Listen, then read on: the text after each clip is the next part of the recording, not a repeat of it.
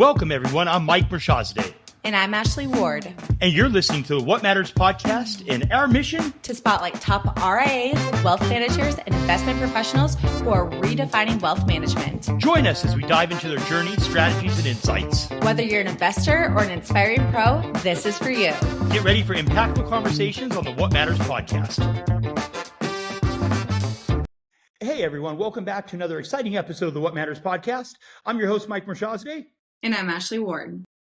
And today we're joined by someone with long-standing commitment to helping people live their lives by design, not by default, Kurt Bogseth, CEO and founder of Echelon Wealth Strategies.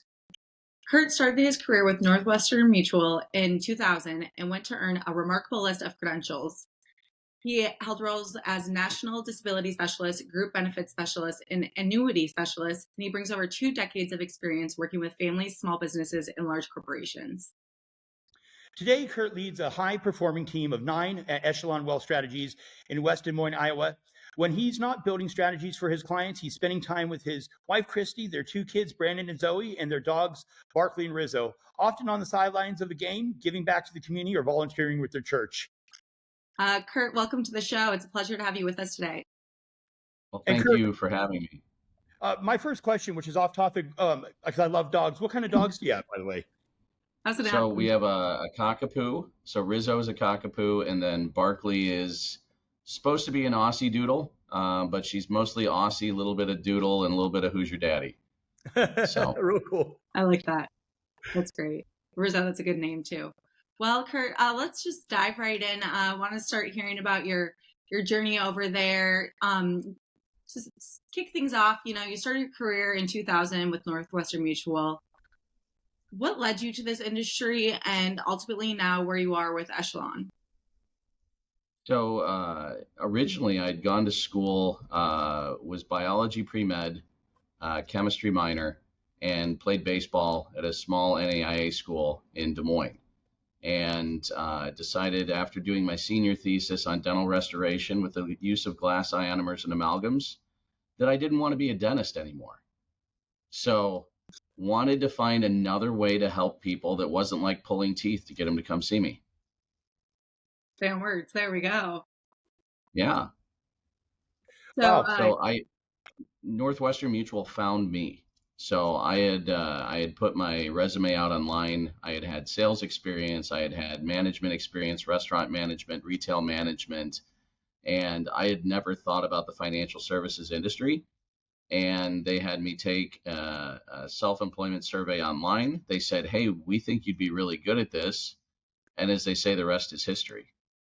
Wow. So I got lucky. And 25 years later, you know, if I were going to luck out and do it all again, I would do it all again and do it with Northwestern Mutual. It's been amazing. The journey, the transformation, and all this stuff that we get to do and help our clients with. That's awesome. Can you tell us a bit about your practice there? You know, you have 9 total teammates. You know, what have you guys got? What have you guys, grown your AUM to, and how many total advisors do you have? And talk to us about that. So we're currently managing between 400 and 500 million.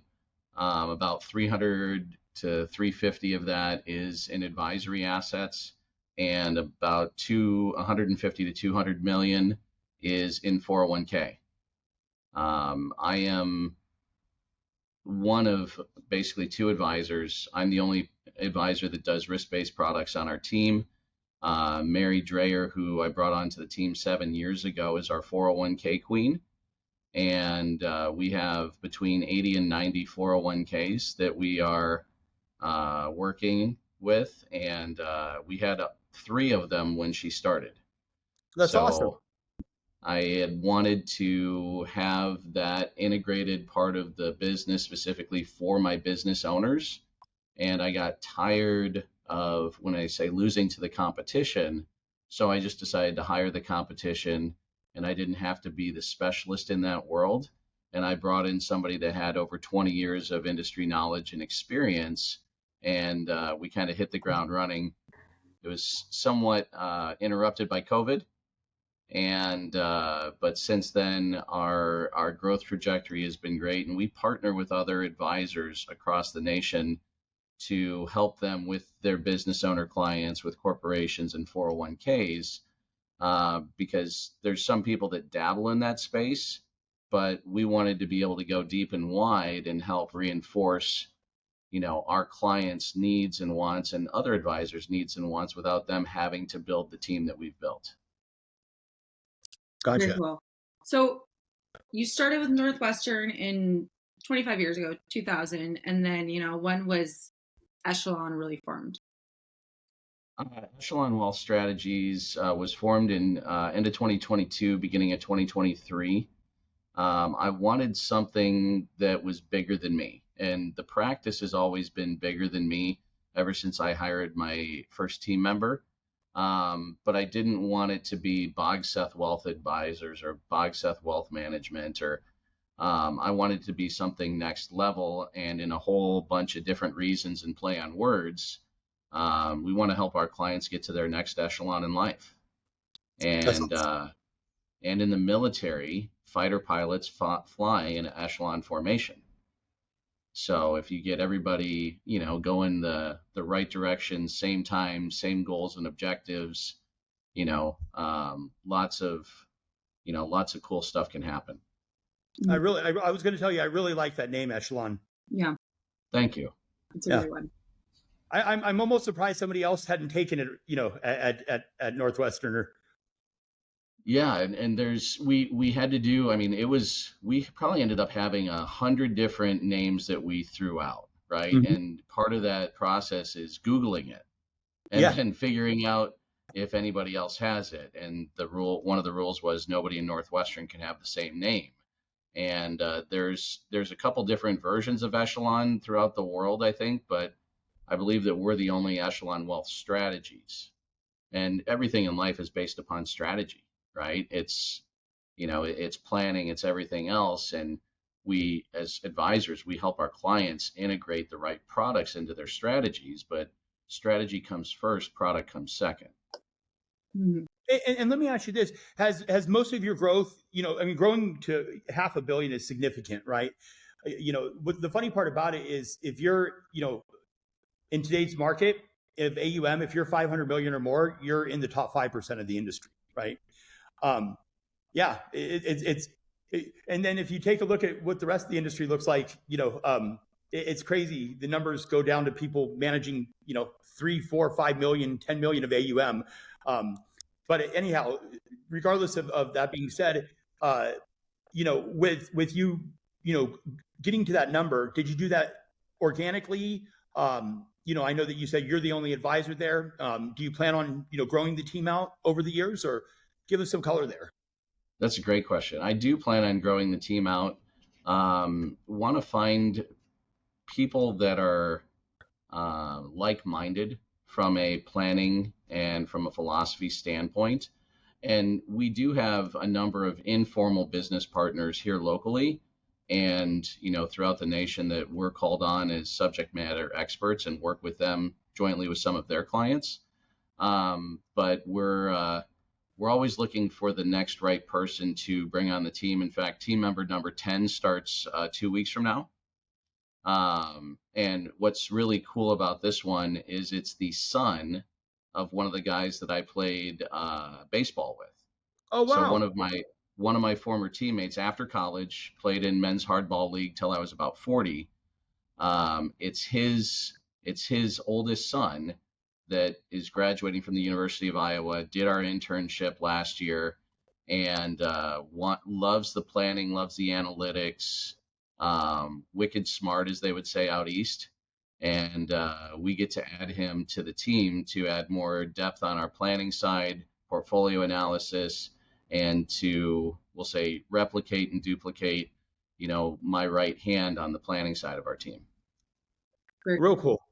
So it sounds like you kind of have an internship program in place there.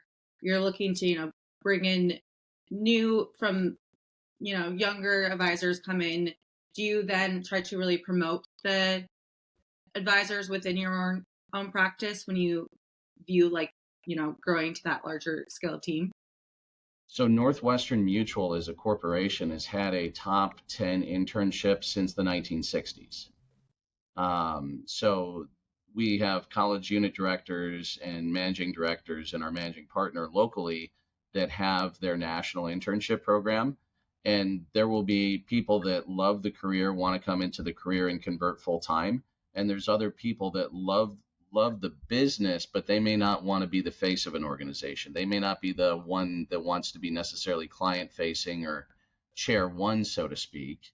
And that's where we've added a couple of our team members in the past is former interns that really, really liked the business, liked the company, liked the culture, liked what we were doing, but didn't necessarily see themselves at 21, 22 years old being client facing and asking people to trust them with their money or their insurance and their planning needs. Mm-hmm. So as time goes on, those younger people, they can always transition into client facing, and there's different members on the team that will sit in on client meetings and help out. But right now I'm primarily the driver on individual planning. And we're looking to replicate and find more me for the team. Yeah. And I am also the succession plan for another advisor. So my colleague Rob is retiring a year and a half from now, and we're bringing on his clients. So until this point, I've never acquired another client, a set of clients. I've never succeeded anybody else, but we had a 5-year runway, and my team has been fully supporting Rob and his clients for the last 2 years. So that way we can have a very well-oiled succession in place. The clients know us, the clients know the team, and Rob is going to go off into retirement, and we're going to, continue to rinse and repeat and kind of be like University of Iowa football, next man up. So, and we're building succession for our team as well. So half of the team is older than me, half of the team is younger than me. And I am literally like man in the middle. And my COO is also woman in the middle. So she's been with me for 14 years, and we're constantly looking for what's the next logical hire. What do we need next? And I will lean on Kim, and Kim will tell me when she thinks that we need to add and where we need to add. And then we'll ask for referrals and we'll go find those people. Ironically, Kim was actually a client of mine, as was Karen on my team and Sherry on my team. And Kim nominated herself to come and work for me 14 years ago. Wow. I sent out an email to 10 people, and my assistant at the time was being referred out. She was being hired away by my largest corporate client. They came to me and said, we need a person that can do this and this and this. I said, that's great. The problem is she works for me. So they hired my former assistant away from me. And my assistant at the time, Shelly, she interviewed Kim, and then she wrote me a 6-paragraph letter about what I could do, where I could find, dollars and cuts within my profit and loss statement, and that I needed to hire Kim. And as they say, the rest is history. That's awesome. What was Kim doing before joining you? Kim was a master certified rehab consultant at another insurance company in town, working in their disability and group benefits area. And as a disability specialist, and as someone that's very passionate about income protection and everything else, she was a client after she graduated, and she had worked with me as a client for about a decade before she nominated herself to come work with me. Wow. The nomination. And kind of going back to when you formed Echelon Wealth Strategies, that was about 3 years ago-ish. Yeah. Now you guys are at almost $500 million AUM. At the time, 3 years ago, you wanted to build something that was bigger than you. What was your book like then, and how has, in that short amount of time grown, I'm sure, now having that team of 9? So we've, the team and the practice has been building since day one. It's almost like Fight Club. We just finally came up with a name for it, right?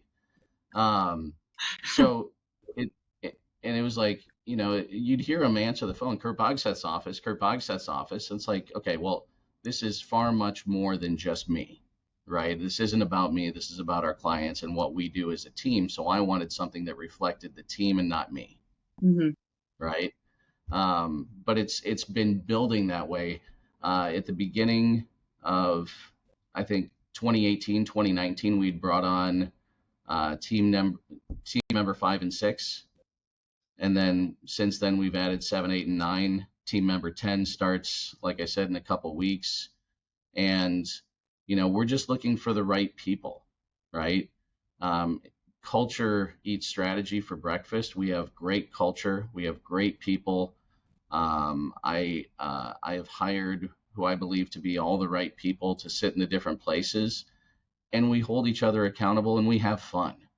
That's one of the coolest things, is that you get to come to work, you get to help other people, have fun with your work family, and then leave it at the office and go home. And I'm not the guy that calls people after hours. In fact, if I ever have to ask a question after 5 o'clock or 6 o'clock, I feel guilty doing it. And I'll send like an email and say, hey, I need to ask you about this, or we need to connect on this later. Mm-hmm. That's great. I feel like from a lot of our guests that we have on, it's such a relationship-based business that everyone's in. And so that really, shows through with the teammate there and the culture. I think that's like one of the most important things we hear when people say, how do you have this team and how do they stay with you? It's really the culture you create there. And Yeah, they always, yeah. I was going to say, they say that, the pay is, usually number 4 or 5 on the list of why somebody will choose to work somewhere. Mm-hmm. Ever since I've been employing anyone, my goal was to always treat them the same way I would want to be treated if I were working for somebody else. And rule number 1 is that family comes first. Mm-hmm. I could name story after story about sometime where something's come up, and I'm like, run and go to that. Your family needs you, you go do that. The work will still be here when you come back. Just let us know when you're coming back, right? If there's a kid's sports game, my son's 17, Kim's son is 17. Our sons were born 6 weeks apart, and they've played against each other for years. She's not going to miss any one of his sporting events. I'm not going to miss any of my kids' sporting events. And that's the beauty and the luxury of being able to do this, is we get to go and do those things. Mm-hmm. And then, we can work whenever we're not at a ball diamond or at a field or, at a football stadium or rugby match or whatever it is. Right. And I've given everybody else the flexibility and the ability to do that, because your kids are only going to be kids once. Yeah. And some of us have ailing parents that are in assisted living or memory care or whatever. And it's like, okay, somebody needs to take mom to the doctor's appointment. Somebody needs to do this. It's like, you go do it. Mm-hmm. Go do it. You take care of your family. And then when you're back, you're back. So Yeah. we work hard, we play hard, we take care of our families, and we take care of our clients like they're family members. And that's one of the things too, is I get to come to work every day and work with a whole bunch of cool people. And I get to help so many other people and their families. And I'm just a part of, I'm a small, insignificant part of their life, but we're allowing them to align and unleash their potential and to truly live their lives by the way that they want to design it, and empowering them that they get to do that and teaching them how to do it. Right. It's like being the Jedi master, and like I'm Yoda sitting in the corner and they're Luke Skywalker, and we're telling them they can use the Force. Mm-hmm. Use your money and use your superpowers for good, not for evil, right? Don't go to the dark side. Yeah. Yeah. I really like what you said there. I think the day that I decided to become self-employed was same as you. It was 2002, or it was 2001 actually. My mom had called me up and asked me if I could take her to her chemotherapy treatment. And which I had offered, she had to go twice a week. And then I had gotten a call from the owner of our company, and I was a top performer, right? And I had been a top performer for 2.5 years at that point. And he was just yelling at me because I wasn't there for a marketing shift, right? But I had my junior there taking the taking the apps. And so that was the day I think it was 2 or 3 days later, I went in and cleaned out my office, and me and my twin brother and I started a competing company, right? So, and I've always said, the same thing is family always comes first. I do break. I'll tell you this: I do break the rules with Ashley. I'll hit her up at 2 or 3 o'clock in the morning if I have a good idea. But I just blame I blame my ADD for that. I was gonna say, put a little plug in there. Mike, maybe Mike's like 5 p.m. perfect time to reach out. I mean, there's this thing called a text message, Mike. You could delay it. You can text yourself. You can text yourself. Well, now with the whole thing, you can do a delayed send, which I don't know if I've shown Mike about those that yet. So I'm gonna have to talk to your assistant there. Show you. No, I'm kidding. But no, but I think that also just shows. I think culture is so huge. Mike and I have been working together for 8 years now or so, and I think it's when your colleagues are your family, it's so easy to continue to do what you do every day. Like you said, your clients, they're like family as well. How do you really provide your clients that, confidence and security during times of market. Yeah, like most recently with the tariffs. Yeah. So that's a great question. What I would do, and in our industry, whether you think that things are going to be good or whether you think they're going to be bad, long term, if we take a step back and if we look at everything in the world, the question you have to ask yourself is, long term, are you an optimist or are you a pessimist? Right? And our clients want to know that we have a strategy and that we have a plan to deal with the market turmoil. And I remind them that about every 18 months, the market has a 10% correction. About every 3 to 5 years, there's a 20% correction. And about every 7 to 10 years, we might have an outlier, right, of 20% or more. And I will pull up charts and graphs and just kind of talk through history, right? When we had the pandemic in 2020, I had some clients that retired January of that year, and March, and then everything was shut down, and they were calling me and saying, "Hey, Kurt, do I need to go back to work?" And I said, "I don't think that you do, because as part of our distribution planning, we look at time-weighted buckets of money." And one of the things that I always want our clients to know is that we always have 3 years worth of safe money within their plan. That no matter what the market's doing in the short term, not all of their dollars have to be available right now. But with the average market downturn lasting about 18 months and the average recovery being about 18 months, that's average, right? We can basically weather any 3-year storm with just what I would call bucket one of safe assets between cash, money market, CDs, bonds. And then there's other dollars that, the 15-year plus dollars that are within their plan, those dollars have a completely different job description than the short-term dollars. And we will actually break it down and show them the math, just like your high school math teacher would say, well, how did you get that answer? And we will actually break it down custom in a visual format for every single client. And then our clients will say, why doesn't everybody do this? And I just tell them, I can't speak to what other people do or what they as a whole are saying, but I can tell you that the 24-hour news media, not that there's anything wrong with it, but bad news sells. Fear and greed sells.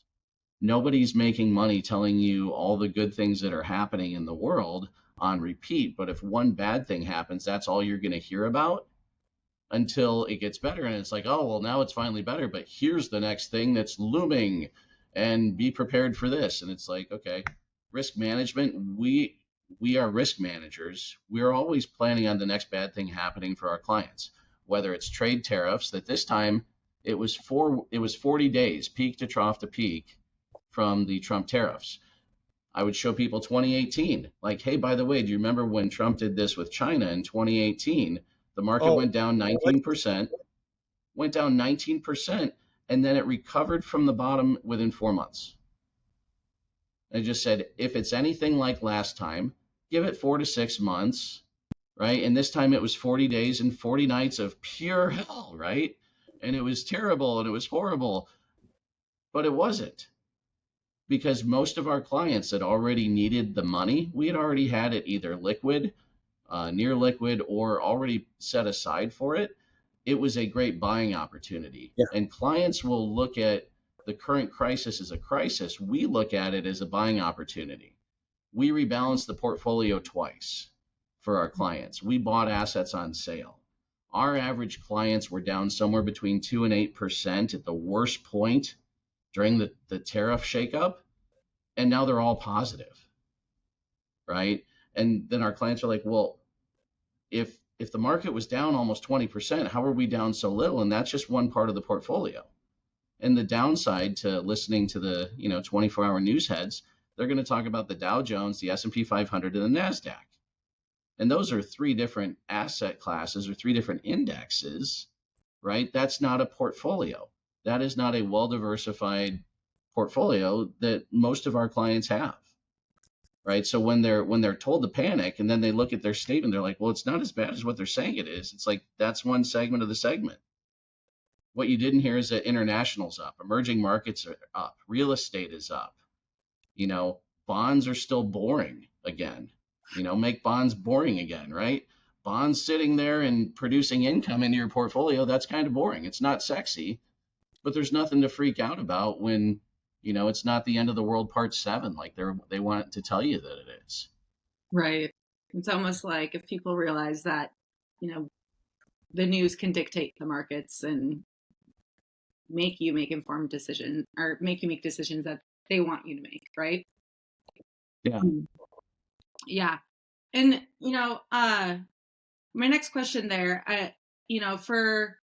it's such a competitive landscape, how sounds like, you've been predominantly organic growth there with, bringing on that retired advisors book here soon, but, how do you stay competitive in this landscape and really, bring value to your firm to continue growing organically? A great question. I believe it's learning, lifelong learner. There's more alphabet soup behind my name than there are letters in my name, and it's not because I enjoy taking tests. Is I want to know as many different modalities and as many different theories behind planning as I can. Mm-hmm. And there are some people that love guaranteed income, like pensions. And, there's people that lambast annuities and that all annuities are bad, right? And not everything is bad. Everything, if it's walked around and if it's produced for people, and it's like, I've got the greatest thing since sliced bread, you need to buy this and here's why. That's not planning, that's sales. And that's walking around with a widget and being a widget salesperson.